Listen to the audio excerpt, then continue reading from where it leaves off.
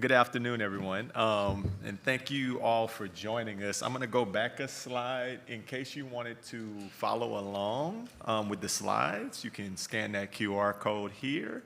Otherwise, if you just want to sit back and listen and participate as you see fit, that'd be awesome as well.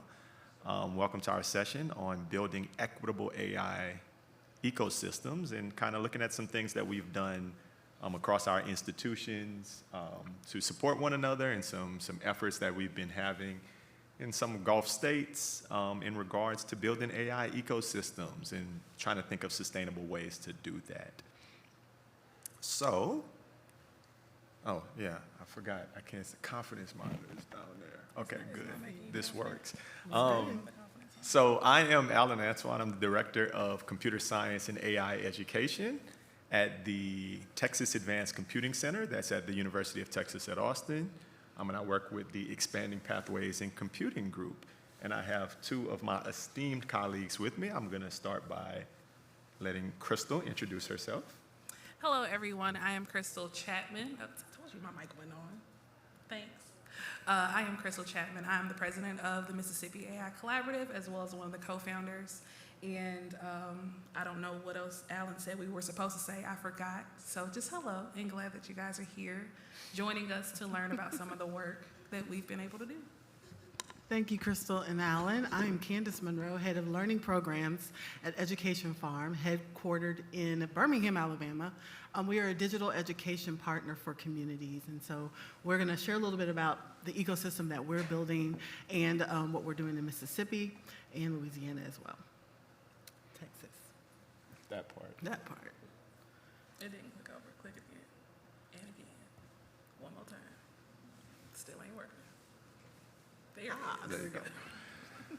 So my background is in math and computer science, but both of my colleagues were science majors and science educators for a long time. So when we were talking about this opportunity to speak today and talking about building equitable AI ecosystems, the term ecosystem kept coming up, and I was like, what does that elicit? And kind of what do you think? And they obviously brought it back to some kind of biology connections. And I would just be curious to ask you guys in the audience, when you think about what makes a healthy ecosystem, what things come to mind? And not all at once. It gets loud in here. It's a big room, but it gets loud. But some active participation would be great. What do you think? What are some things that make an ecosystem healthy? Yes. Balance. Mm-hmm. All right. Community. Community. Yes, diversity. Yes. All right. Any other ones? Any other thoughts? I was thinking sunlight and stuff. I don't know. Wait, what energy. We need an energy source. Yes. Okay. Energy source and sunlights. What do y'all think? You two. Y'all science people. I don't. You can help me out. Yeah, I mean, by definition, it is a space where all participants have what they need to thrive, and they work and interact together. They're able to eat and reproduce and adapt in a space that allows them to grow. So what you guys shared about balance and community and diversity and energy, it flows right into a scientific definition, but it also flows into what we're going to talk about when we're discussing building systems that support everyone involved when we're talking about AI. And before we really get into the conversation, we'd be remiss if we didn't talk about our connections to one another and kind of how we started and ended up in this space. So a few years back, I think now it's probably more than 4 years ago, we had an opportunity to be a part of the Computer Science Teachers Association's Equity Fellowship. And we did that for 2 years. Didn't know each other when that opportunity started, but we were part of the same cohort, the same collaborative. And really, each one of us had a role that we were supporting educators, not necessarily in the classroom supporting students, but supporting educators in some sense. And we did some projects throughout the year where we were really locked in on some of these ideas. And since then, we've had the opportunity to present together, to work together, and to kind of support one another's work. And that's the core of some of the conversations that we're going to have today. How we're doing individual work, but we're also using that as an opportunity to support one another where we can in these spaces. And that's especially germane when it comes to AI, because for the last year or so, maybe longer than that, I've been part of the Teach AI's advisory board, and that's an organization that's looking at how AI literacy is taught and how AI is just approached in schools.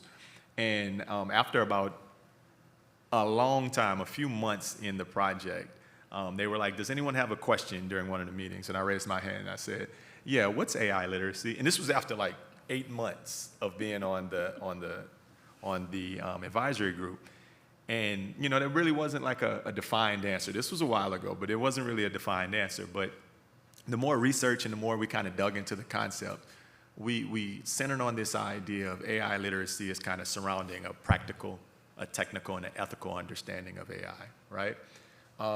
That a lot of educators, a lot of students, they lean into that technical aspect, the practical aspect. How can I use it to do my day-to-day tasks? How can AI make my processes a little bit more efficient, a little bit quicker? How can I get things done using AI? And that's a large part of the trainings and the experiences that a lot of people want. But then there's also those other things, right? Those AI ethics. How do we look at AI bias that's there? How do we look at algorithmic bias? How do we really understand what training the system, who's training the systems and what data is used to do so? And how's that come full circle, and how are biases in those systems? And ultimately, the third one that I think is important to speak about is that, that technical understanding of how AI works. And centered in the work that we did with the Computer Science Teachers Association is this idea that computer science is central to artificial intelligence, to being able to understand it. And kind of we leaned into that concept and worked with a lot of computing teachers to bring forth that understanding, to help people understand how it actually works. Because what we found is when you understand what's actually working in the background of a lot of these AI systems, then it opens your eyes to where you might have those ethical considerations and where bias may be in these systems and things of the sort. So we found a large community of computing educators who are leading those conversations and leading that charge to really push forward what AI literacy looks like and just kind of what AI adoption and integration looks like in schools and across our communities. And so we talk about why this actually matters. And you know, it's pretty simple, right? That it's kind of in everything that we do. AI is impacting all of, I don't have to sell anyone in here on that. That it's impacting everything that we're doing. And it's something that if we're not intentional about how AI is being integrated, I'm gonna work this better, because then it just kind of risks perpetuating digital divides that are actually there, right? And it's not just about access, it's about how people are using these systems. And there's a lot of inequities that have been seen throughout history. I'm thinking about different things like even during the COVID-19 pandemic, how we saw that there was the access, some people had it at home, some people did not have those type of things, those type of systems, and how nowadays it's risking the minoritized students and communities not having a seat at the table when we're having these conversations about artificial intelligence. So it's just something to consider as we go forward. So in speaking more about what makes an equitable AI ecosystem, I'm going to pass it to Candyce to talk a little bit about that. Absolutely. I think when we asked you all what makes a healthy or a functioning ecosystem, things like biodiversity came up. And so when we think about who is in that ecosystem, who is in our communities, we have to think about that connection back to K-12. We have to think about the connection to our higher education components. We have to think about the communities that those students and learners go home to. When we think about what other functioning pieces make adoption or use of AI, and when we talk about who needs to be seated at the table, we also can't forget the policies and structures that govern the use and adoption of that. We have to think about industry and workforce. I work in a space where it's really the wild, wild west, and there's a wide span or spectrum around how people are either adopting it or their sentiment toward it or their understanding toward it. And so that educational component is very, very important. When we think about adoption and how it plays out into workforce, you really can't talk about workforce without talking about K-12 and higher education. But that competency is required. A lot of employers are looking for those skills. And so when we think about Equitable, we think about students and learners being able to navigate those spaces with the skills necessary for healthy, productive, thriving. They need those skills within that ecosystem to be able to thrive. And so when we think about who is all there, we have to think about everyone in the community and the players seated there, while thinking about who gets access, who's represented, is it culturally relevant, right? That matters to students and how they're able to understand and learn around that content. We're still talking about digital equity when we think about that ecosystem component. And then you can't think about an ecosystem without sustainability. What are the factors that lead to self-sustainability? Any healthy ecosystem has the components necessary to do that. And so when we think about an equitable AI ecosystem, those same factors in a biological system have to exist for communities to perpetuate and succeed. So we know that you guys have plenty of answers to this question, but to tie it back in, why do HBCUs and MSIs matter? Essentially, I will admit to you guys, I did not attend a HBCU. It's one of my regrets. But one thing that I've learned, because this was a part of my challenge navigating through undergrad, is there's a certain level of support you get as a person in an institution that sees you and understands you. And so when we're talking about building these ecosystems, when we're talking about ethics, we have to be able to look at the person. Yes, Alan is a student and he's in my biology course and he possibly is not doing so hot. But what's going on with Alan? And there sometimes in some institutions where you get that support, and a lot of times it's in spaces where culture in diversity is celebrated. And that happens a lot at HBCUs and MSIs. So with that in mind, these institutions, as is listed, are trusted community anchors because their involvement where they're located is more than just teaching the kids and making sure the graduation rate stays what it should or retention is what it needs to be. It's about impacting the community because the community feeds into the institution.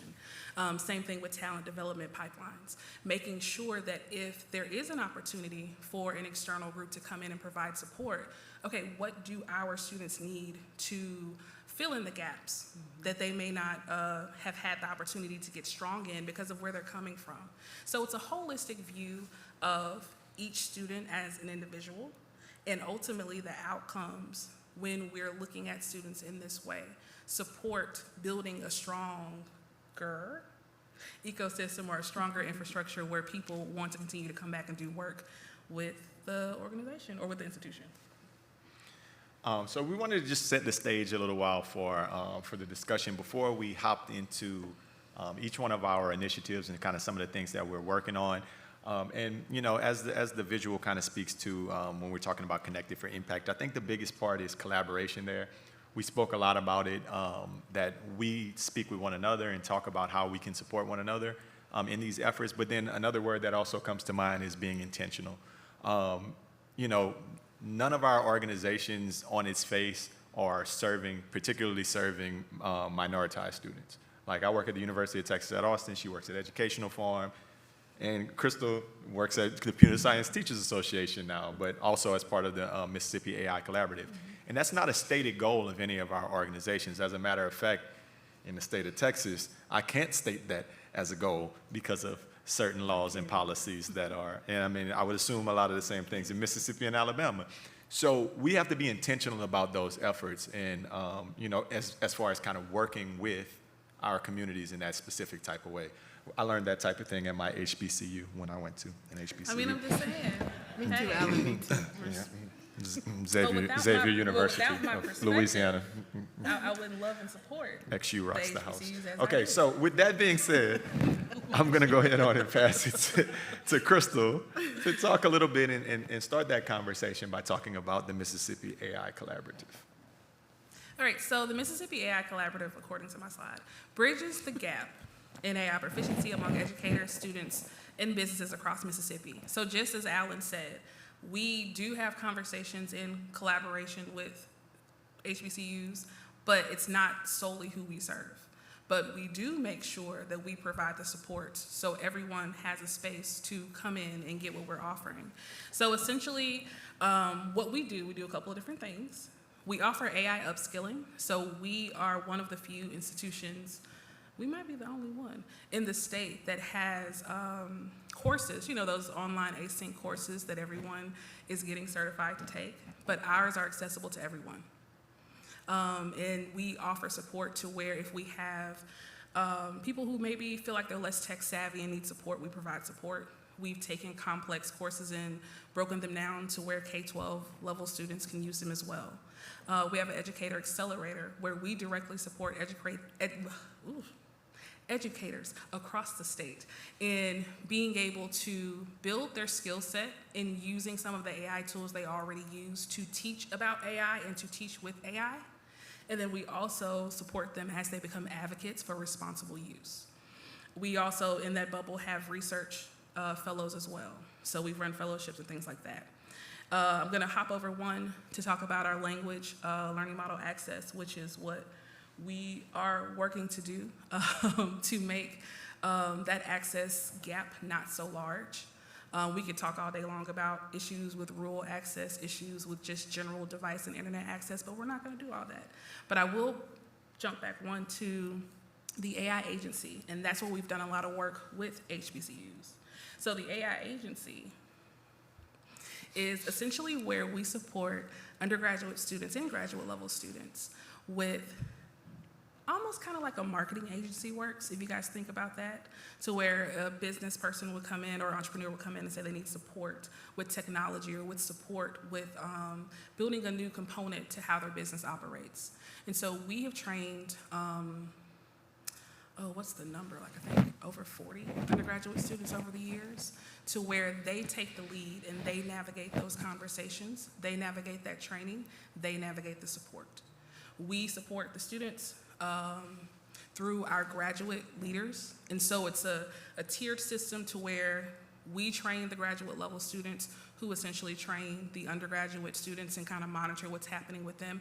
And it's all students working with business owners to make really, really cool impact. We have had, I think, over 90 businesses across the state served, and this is like a one-on-one capacity. It's not in a group. And through this work, we've had institutions across the state, but two of the HBCUs we've worked with are Jackson State University and Alcorn State University. And essentially, we equip the undergraduates, and we kind of let them go.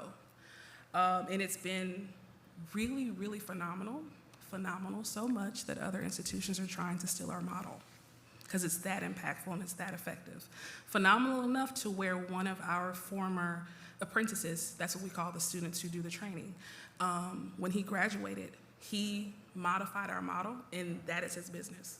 And he's making enough money to take care of his family, which is an outcome we did not expect at all. So a couple other things that we've been able to do. The students lead the way, which is the way we prefer things to go. So they came up with different tools like prompt engineering toolkits, and they do lots of trainings and webinars. It's a really, really wonderful system just because we were able to take a complex thing, a complex concept, a complex approach of this model, and we were able to hand it over to young people to navigate and run with it. In addition to that, when we're thinking about what we do on our end to make sure that everyone has access, we started an academic journal because we noticed there were gaps in how we're discussing artificial intelligence integrated into education across the board. Yes, there's been conversation at the collegiate level, but there's not a lot that's happening at the K-12 level. So we decided to aim to correct that. And so please grab that QR code. If you are writing and working towards any sort of AI integration, please submit.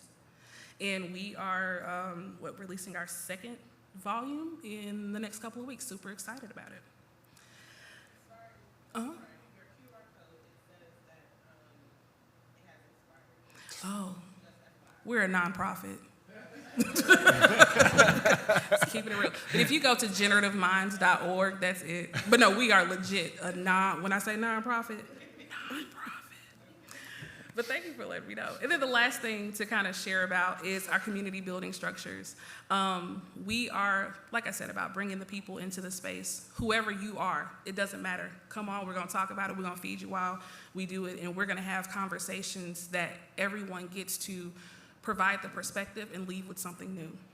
So we host Spark Chats every third Tuesday, where we just open a Zoom room and we have conversations. And it's been a wonderful thing about bringing people together who otherwise would not meet up. We also host a conference. We also have a podcast coming. All those great communication things and gathering people's stories and making those connections is really the foundation of how we operate.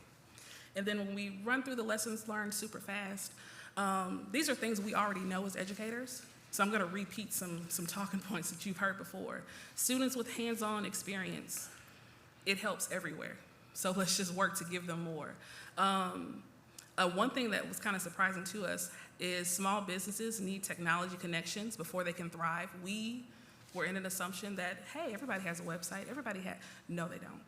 And so that was like a pivot the students had to make. It was, like I said, a great learning experience for them and us. And then let's keep things simple, because we can do actionable things simply, repeatedly, which is what we've been able to do, versus focusing on overcomplicated processes. And that, I think, is it for me. Come on, Candyce. Thank you, Krystal. I want to share a little bit about the origin of Education Farm. There was definitely a glaring gap in the state of Alabama around technology education and what that could also do for communities. And so, I don't know if y'all know this, but Tim Cook is from Alabama and was looking for an opportunity to enhance digital education in his home state, and was partnered at that time with our mayor and the school district, and this kind of idea of what if we built unique, personalized solutions for the communities that we serve that helps those learners to actually create and fill jobs of the future. And so the goal was to increase educational equity, to encourage digital fluency across all communities, and then to improve economic mobility. And thus was born EdFarm. And so we think about what that truly means in practice. That means we need to be powering technology and learning for students and improving their learning outcomes with technology. If you're thinking about the student in that ecosystem, you have to consider the educators there and training there. It became very obvious that there was a gap between what needed to be taught in the classroom and what teachers actually felt equipped to go and do and administer. And so we began to fill that gap. And we do that through a teacher education program we call our Teacher Fellowship. It's a year-long fellowship that immerses that educator in technology and teaches them best practices for the implementation of that. Not every solution or every learning outcome has to be powered by technology, but if you're thinking strategically, you can. And so as AI becomes part of that conversation, that's something that we're building into our fellowship so that educators are equipped to instruct students. We also think about those learners and who they go home to, so the community at large. And so we created a workforce training program that embeds app development skills, those workforce competencies, and now AI and machine learning, because community members want to know. There's a lot of misinformation if you pull over and have a conversation with grandma who's dropping off the kids, but we provide a safe space for them to come and learn about that. I'm really proud about our education program, or our workforce training program. We've seen over $2 million of wage increase for participants who've come through that programming and then went on to either find better jobs at a higher rate or to actually increase what they were able to do within the jobs that they held. And so this ecosystem began to evolve. And with that, we looked to the rest of the state. What was glaringly obvious was a lack of infrastructure, I can't talk, I should have ate lunch, across the state, and the necessity to power that. We can't talk about AI if you can't even access what you need on the infrastructure in your community, or if there's a complete lack thereof. And thus was born the Alabama Digital Network. We call it affectionately the AIDEN Initiative. And this is a partnership between our organization, EdFarm, as the lead and implementation for the training portion, and the actual builder of the spaces and hubs where those learners will come to actually meet and experience training, and the state of Alabama, who's the primary funder. So all entities here have some skin in the game. And then Apple, who powers those spaces through technology and also supports us with some curriculum development. And then when we think about the infrastructure, we pulled in Alabama Power, who is the organization who actually goes and lays infrastructure across these rural counties that we're partnering with to offer these trainings. And so what this will look like for the state of Alabama is, I'm going the wrong way. I should have practiced with the clicker. There we go.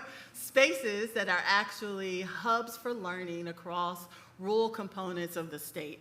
This is where anyone in any age can come in and learn what they need to know to be able to navigate and create and fill jobs of the future. So whether that's app development, or whether that's education centered around AI, whether that's just simple typing skills, these hubs become places where communities come to learn and to be upskilled.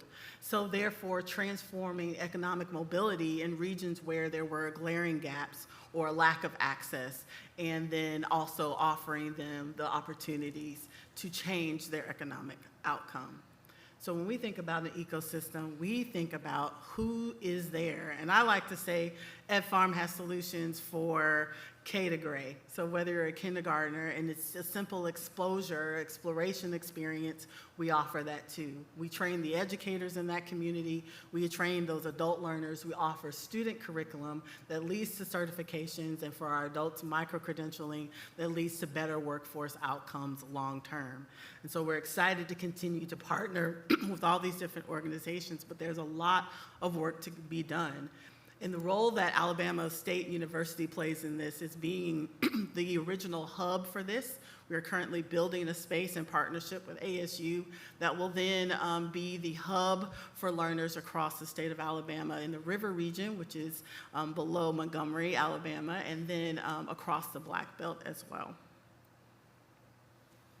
All right, so our lessons learned. In order for a community to thrive, there's a definite need for digital skills and training. You cannot negate that. The future of work is digital.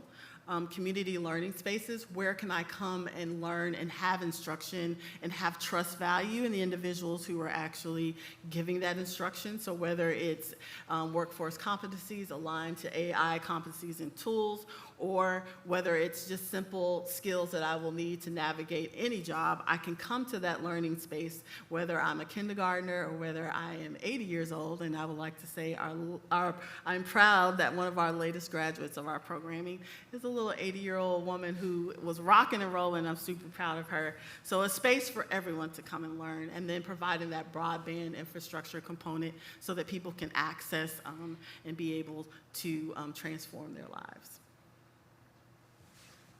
Thank you. And I'm going to take a little bit of time to talk about some of the work that we're doing at UT Austin. And specifically, I'm going to talk about what we do at the Texas Advanced Computing Center. If you're not familiar with the Advanced Computing Center, we're one of the largest, we are the largest computing center in the country at a university. So we run the most processes. It's a high-performance computing center that has, okay, that's a little off. What is that? Okay. Yeah, okay, it's a thing, right? It's the largest NSF-funded computing center in the nation, definitely at a university. So we run tons of systems, and those are in education capacity, health systems. Just a lot of people run different processes and systems on that. And it's a part of the Leadership Class Computing Facility. And that is like a grant that we have with NSF that's been, I think we're 2 years in, and it's like 5 years, I think, is the project. But it's an enormous project that comes with a bunch of different thrusts. One of those is, and it's more specific to kind of this conversation, is we're trying to be able to empower some communities to be able to do some of the same things at a different scale. So we have partners throughout the nation, but one of them is in, oh yeah, I might want to click that, right? At the AUC. So we're partnering with Clark, Spelman, Morehouse, and Morehouse School of Medicine to build a data center in Atlanta as well, to do some of the same similar processes that we're doing at UT Austin, we'll be doing there. So working with the team there and kind of trying to make sure that we're able to be able to impact different opportunities, not just in the state of Texas, but beyond. Another project that I wanted to really kind of give its time to is called Align, and that's the AI Literacy for Innovation, Growth, and Networking project that we're running at the Advanced Computing Center as well. And it's got 3 different thrusts to that project. One is going to be a professional development piece, one is events, and one is strategic planning. So I'll just start by talking a little bit about the events. So we were hosting some honoring teachers events for different educators around the state, but also putting on an AI symposia. We did an AI symposium in December 2024 in Austin for educators in and around the state. They came and learned a little bit, like I said, about AI literacy and some things of the sort. And we got such good feedback that as a part of this grant, and this, I would be remiss if I didn't mention that this grant is funded by google.org. They were like, can y'all take that show on the road? So we said, let's practically bring this to some rural communities or different communities around the state to be able to impact educators in and around Texas. And our first partner was in the planning phase and kind of getting things done was Prairie View University in the Houston area. So intentionally kind of making those efforts. I said that word earlier and I'm saying it again. We could have chose anyone to kind of make that effort, but strategically I wanted to make sure that when we're working with institutions, we make it a point to work with institutions who are going to be able to bring it to a larger audience that doesn't always necessarily get those same opportunities. So we started with our AI symposia, and then next we did some professional development things, which we've been putting on some cyber AI workshops, but also AI literacy and STEM academies. Oh, okay. Yeah, there we go. We're right there. And those AI literacy and STEM academies are giving educators an opportunity to understand what we bring in is a couple of teachers, along with an administrator from a campus, to learn about AI literacy and to kind of think about how to operationalize what their state guidelines or their district guidelines are for AI. How does that look at a classroom level for teaching and learning? Because a lot of times organizations might have these policies in place or these guidelines in place, but teachers don't actually know how that functionally makes its way into the classroom. So we're teaching them a lot of different components throughout those experiences, but one of them is to actually look at what it looks like in the classroom. And it started with just that Google project, but since then, and this is really like quickly, it's expanded to where we're having opportunities where other groups have reached out and said, can you do that for us as well? So 2 that we have upcoming this summer, we're going to actually kick off 2 different other AI literacy academies. One of them, we're partnering with East Baton Rouge Parish Schools. So we're going to be working with some educators there. And another one, we're going to be working with teachers in the Mayaguez region, I said it is probably right, in Puerto Rico. And we're going to be working with that group this summer as well, and for a year-long project where we're going to be talking about AI literacy and bringing that to schools. And like I said, again, very intentional about the communities that we chose to work with outside. And that decision doesn't come from the top. That decision comes from the program director, which is me. So I'm like, okay, I can work with anybody on these projects, but this is who I want to work with. And speaking with the administration at EBR in East Baton Rouge, they were talking about how a lot of their student population are feeders in the HBCU communities into Southern right there. And talking to the state government in Puerto Rico, they were talking about how working with them, the majority of their campuses are going to be Hispanic serving institutions. So working with students that and teachers that feed into those pipelines was kind of an intentional part of this process in regards to what we're doing with those AI literacy academies. In addition to those, another part of the Align project that we were that was a really big part of it, were our statewide efforts. I mentioned that the idea of operationalizing district standards, but what's crazy is in the state of Texas, Texas is only one of 4 states in the United States who doesn't have AI guidelines as a state. Like, there are no K-12 AI guidelines in the state of Texas. So what we did was we convened in Texas AI Task Force at the end of last year and into this year, and we wrote up a white paper that should be put out in the next few weeks that talked about what the state needs to do to get a state infrastructure of AI, like to have AI guidelines for the state. And again, as a part of that, we had over 30 individuals who were a part of that task force, but intentionally inviting people from different communities to be a part of that. We had teacher representatives, we had student representatives, we had people from the State Department of Education, we had people from the governor's office, and just in and around to make sure that we had a representative group in that conversation. But we also did some district strategic planning things where school districts don't have policies. So working with school districts to understand how to go from zero to how we're developing policies for their students to be able to work on those type of projects. So those are some things that we really kind of were keen in on in that Align project and in TAC in general, as far as how we're making some of those efforts to kind of look at the whole statewide infrastructure of AI in schools. And some things that hopped out for us, some lessons that we learned throughout the process were we sent out a survey through the TASA, which is the Texas Association of Superintendents, and just kind of figured out what schools needed and what educators were looking for there. And the overwhelming majority talked about how they needed help with policies and guidelines and trainings. But a prevailing thing is that educators want and need AI literacy. They want to know what it is for themselves and for their students, because they hear it as kind of a blanket term, a buzzword sometimes, but kind of figuring out what AI literacy looks like practically in their classrooms is something that they really needed, and that school districts are really interested in needing assistance in creating guidelines. And this work often happens with or without any kind of considerations for minoritized students. So these are some things that we noticed in speaking with educators. So we made it a part of the process when we're doing this work to make sure that we're elevating those concerns and elevating those issues into those conversations at like a functional level before we even get to the level of policy and guidelines, that we're having those conversations at a base level. So those are some things that we learned there in Texas.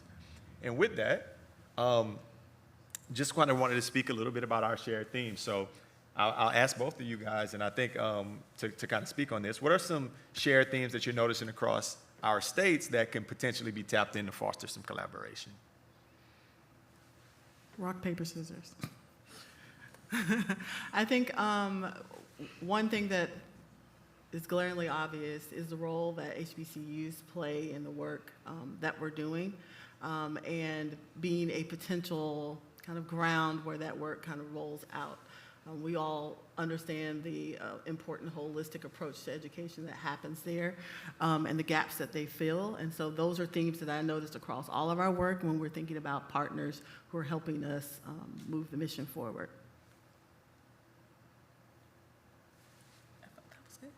Yeah, no, it definitely was good. So no, I mean, and when listening to them speak as well, I was jotting down these ideas of like kind of everything from students to K-12 and undergrad students, and kind of in any space, how that kind of ties to the workforce development piece, how it ties to teachers and communities and infrastructure.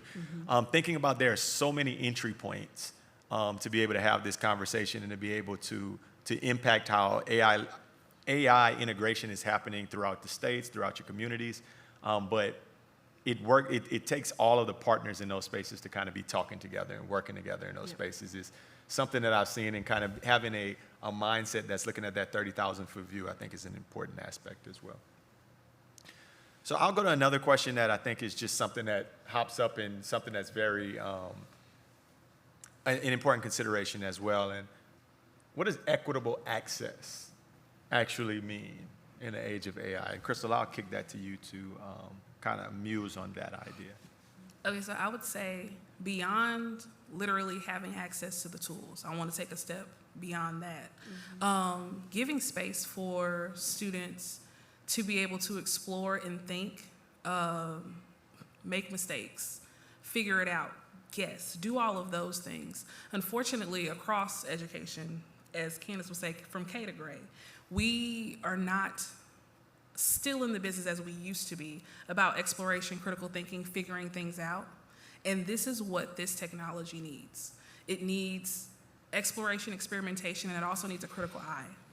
So for me, equitable access means instructing whoever is coming to learn from you, whatever age, to understand how these tools work, understand, of course, the great things, but understand the harms, and then also give them the boost and the confidence they need to question everything that they're getting from these tools that we're using.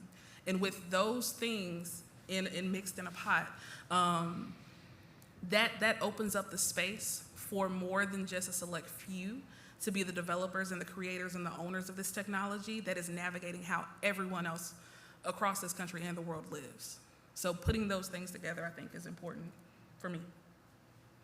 And I also think it's a coming to an understanding that this is a technology that you should be involved in. So it's less something that's happening to you, but something that you're actively being a participant in.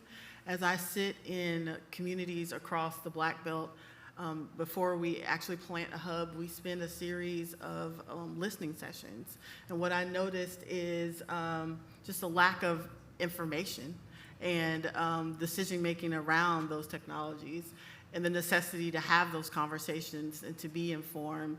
I think there's a sentiment of fear or reticence around the adoption of that, but it's imperative that these communities are at the table and have access. And so just happy to be a part of one of the solutions that will lead to the adoption in an equitable way across rural Alabama. And I want to add this. With having people from the community at the table, we, education with all the degrees and possibly the alphabet behind our names, we have to make sure that whatever we're bringing to the community is at level. If you are maybe not as loquacious as me and cannot bring it all the way down to the simplest of levels for a grandparent trying to figure this out, find someone who does. Everyone should be able to leave with knowledge, armed with knowledge that they can go out and share and spread. Because a lot of times the work that we do, if it was up to the three of us to get it done, it never happened. We depend on arming whoever comes into the spaces with us to learn from us with all the knowledge and the confidence that they need so they can go out and advocate along the same lines of which that we are. And that's how we're able to have the impact that we're having. It's not solo us, it's not even our team, it's not the people that work in the spaces where we work. It's us being able to empower everybody else that leads to these type of outcomes that are impressive. And I would just add to this that, you know, as learned people, like in the past, I can recall 2 years ago we did a presentation at South by Southwest EDU, and we were talking about future-proofing our students with the advent of generative AI, and we were having that conversation. And I remember when we were planning the session, a lot of the conversation was about kind of AI bad, stay away, like a lot of hesitation on pump the brakes, that shouldn't be a thing. But then the conversation that we started having internally was, we can take that angle, but if we take that angle, somebody's going to be pushing for AI integration across all systems, across every facet of what we do in life. And if we are kind of sitting on the sidelines and not being an active participant in those conversations, then things are going to happen with or without our voice. And that's when we made that intentional effort to say, let's be a part of the conversation. I mean, because we can speak that same language and we can put forth some of these same trainings, same ideas, but we can do it with an eye towards making sure that it's equitable across the board. Whereas a lot of folks may or may not, because that might not be their agenda. So just kind of having that as a part of the initial conversation was important. Another question we had here, and I know we're kind of running short on time, so I'm going to fly through this one, is just what would it look like for HBCUs and MSIs to not just participate in the AI future, but help to define it?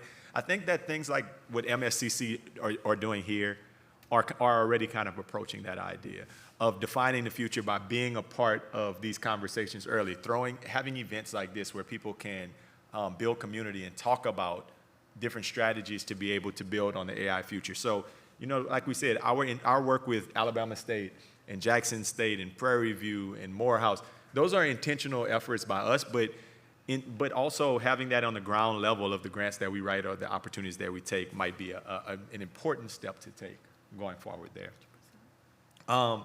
So again, I think that we're pretty short on time. So I'm just gonna kind of fly through a little bit because I wanna give you a few things that we had that we think might be worth sharing. So here, we created this quick custom GPT to help for you to brainstorm ideas for how to support or build a local AI ecosystem. So it's a short GPT. When you pull it up, it'll probably ask you some information about yourself, like where you're at and kind of what you're doing, what you're working on.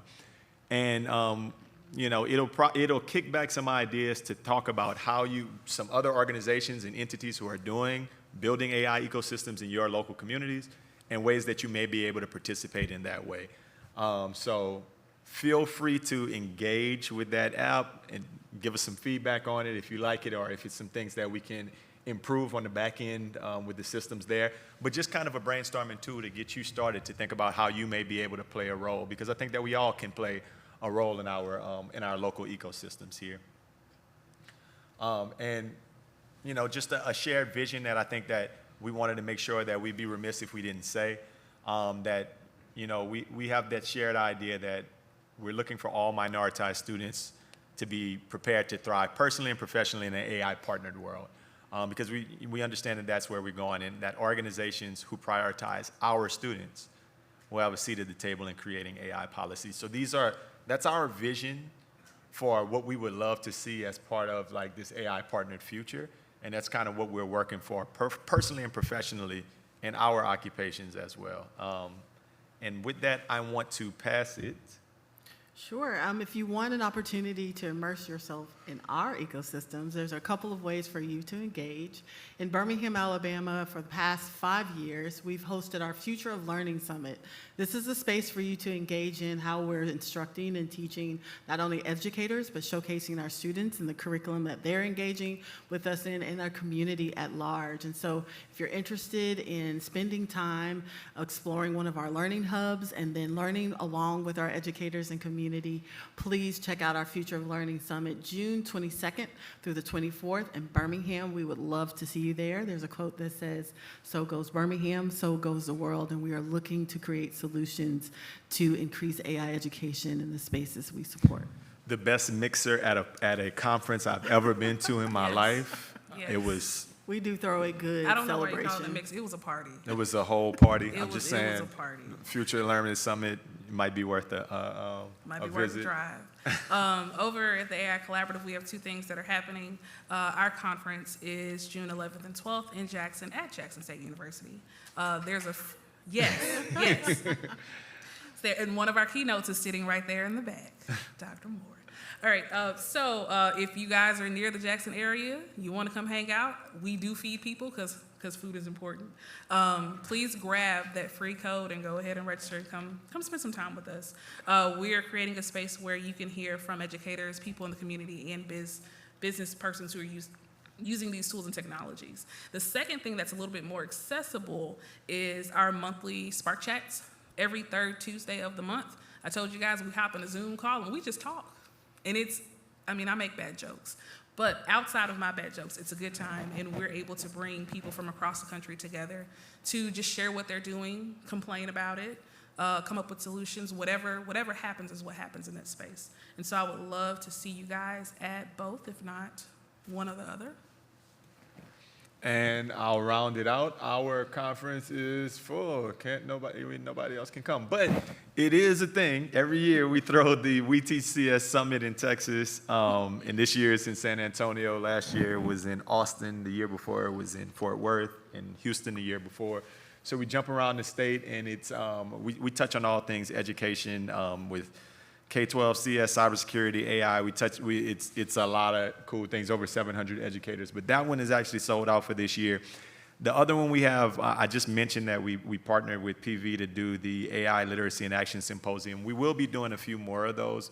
They haven't been publicly announced yet, but I'll let you know if you're in the Texas area and you feel like coming to an AI Literacy and Action Symposium. I think our next two, they're going to be real rural. One's going to be in Tyler, Texas. One's going to be in Lubbock. And one is going to be in Edinburgh. So, I mean, these are all different. These are all thousands of miles. Yeah, what? Tyler is rural? Yeah, you thought Tyler was urban? It's urbanish? Not so much, but it's not Houston. It's okay. So yes, but if you're interested in learning a little bit more information about that, feel free to reach out to us, and that's our contact information. You can reach out to us with any questions or feedback. We would each one of our organizations. I can speak for both of my colleagues and say this: we're interested in working with other partners on these kind of projects. If any of the things that we spoke about are things that might pique your interest. And it's like, oh, how can I bring that to our community? So how can we partner with you on some of these opportunities? We are more than willing to do so and actually looking for partners to enhance the efforts that we're doing, to write new grants, to write new, to think about new projects. We're at those kind of phases. So any kind of feedback would be, and any kind of collaboration would be greatly appreciated. Yeah, and before you and your organization decide to figure it out yourselves, please reach out to us. A lot of the things that we do and we have done, we don't mind sharing, or if we don't do it, we can point you in the right direction. Don't try to go this alone. Like we're community and ecosystem focused for a reason. Thank you.